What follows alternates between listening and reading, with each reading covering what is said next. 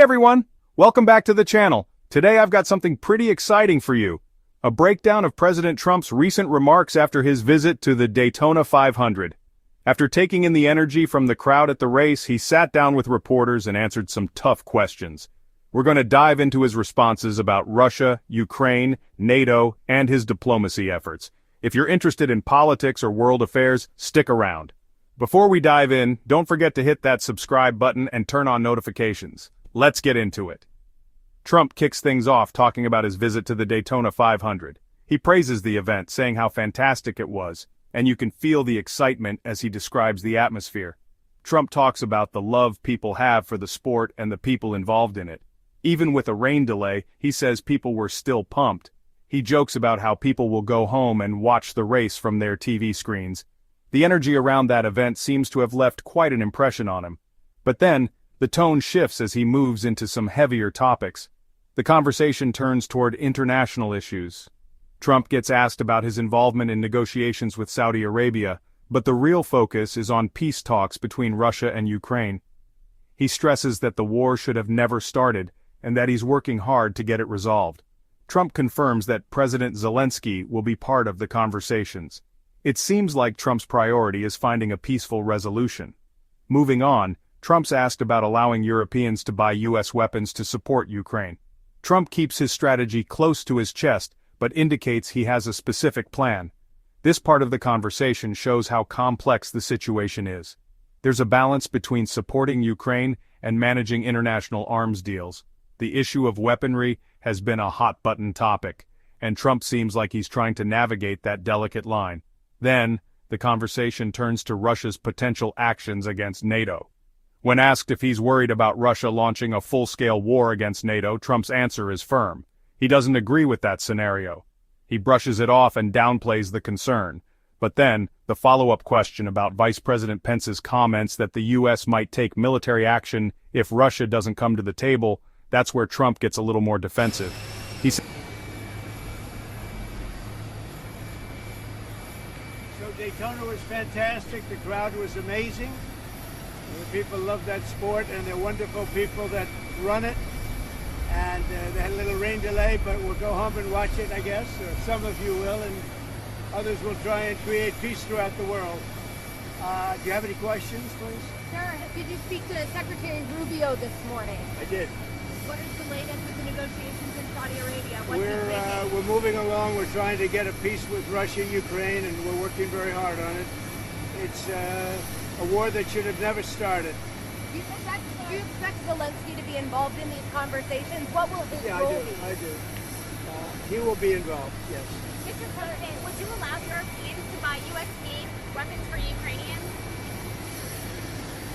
Yeah. Sir, Zelensky said today that Russia is going to wage war on NATO.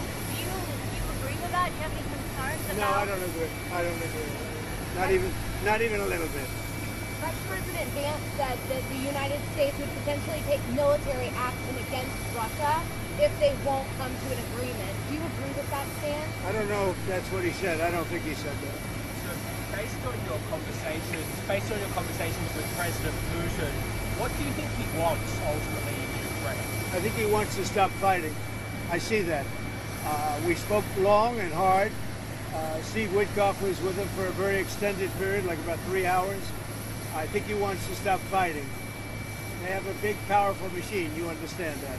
And they defeated Hitler and they defeated Napoleon. You know, they've been fighting a long time. They've done it before.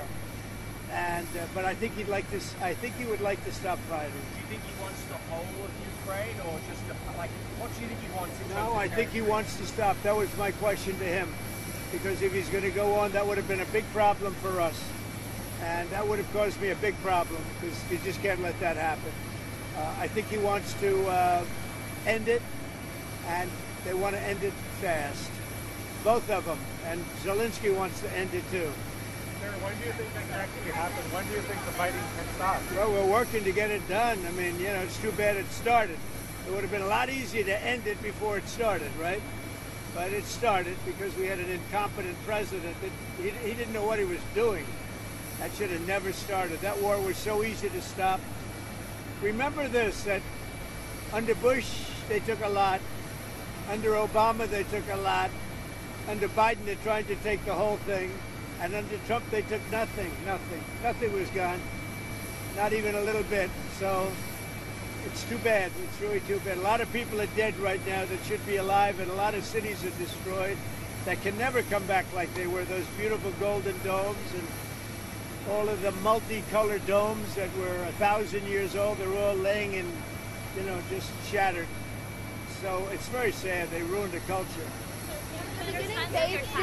They're beginning phase 2 of the ceasefire deal between Israel and Hamas.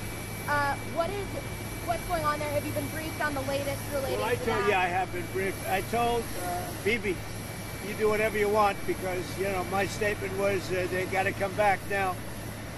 The reason I made that statement because they said they weren't going to deliver. They were not going to deliver the people that they said they were going to deliver, that they agreed to deliver, and they did agree to do that, but they broke that agreement. When I made the statement, they delivered everybody plus an American. Now the good news is they look like they're in pretty good shape, because the people from the week before didn't look like they were in good shape. They looked like Holocaust survivors, frankly. Horrible. Whatever happened to them was horrible. But that'll be up to Israel what the next step is, in consultation with me.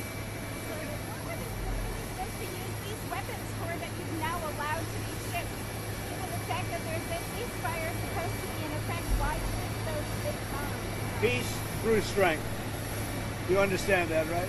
It's called peace through strength. They contracted for those weapons a long time ago in the Biden administration, and then Biden wouldn't deliver the weapons. But I look at it differently. I say peace through strength. They were sitting there. Nobody knew what to do with them. They bought them. But I believe in that very strongly. So do you have an update on your...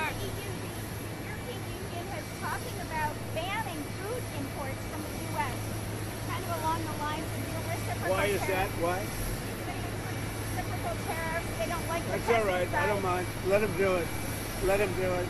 They're just hurting themselves if they do that. I can't imagine it, but it doesn't matter. We're having reciprocal tariffs. Whatever they charge, we charge. Very simple. If a certain country like India, which is very high tariff, if they charge us X dollars, we charge them X dollars. It's all right. It's a fair thing to do. Even the media said it was fair. And it's going to be very good for the United States. Do you have an update on your timing of your meeting with Putin in Saudi Arabia? No time set, but it could be very soon. This month? Well, or? it'll be soon. We'll see what happens. But they're meeting right now. And that's more. I mean, this should have been done 4 years ago, 3 years ago, before it started. But it should have been done immediately after it started, as opposed to now, 3 years later. Sir, egg prices have reached an all-time high.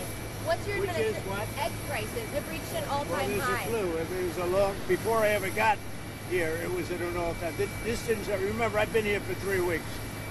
And when you saw the inflation numbers, I've been here for 3 weeks. I have had nothing to do with inflation.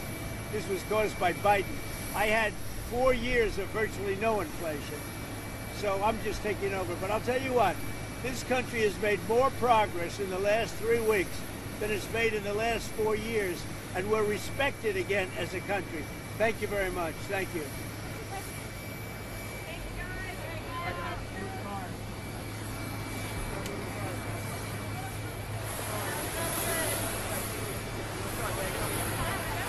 Thoughts on Daytona, peace talks, NATO, and Russia.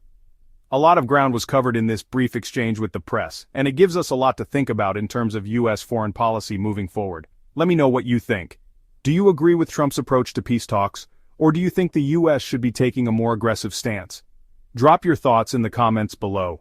If you enjoyed this breakdown, be sure to subscribe and hit the notification bell so you don't miss any future content like this. Until next time, take care and stay informed.